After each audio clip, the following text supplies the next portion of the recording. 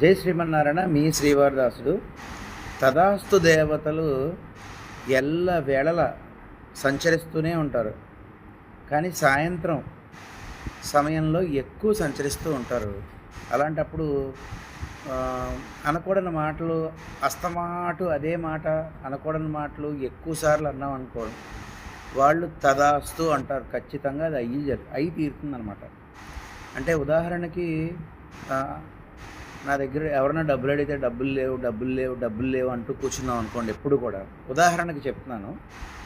అప్పుడు వాళ్ళు తదాస్తు అంటే డబ్బులు లేకుండానే అవుతుంది అనమాట. అలాగ వారు తదాస్తు అనే విధంగా మనం ఎప్పుడూ ప్రవర్తించకూడదు. అంతేకాకుండా ముఖ్యమైన విషయం ఏంటంటే, ఎవరో గురించి అంటే వాళ్ళు తదాస్తు అనరు. స్వవిషయంలోనే, ఉదాహరణకి నేను నా గురించి అనుకుంటేనే అది ఫలిస్తుంది తప్ప ఇంకొకళ్ళ గురించి ఫలించదు.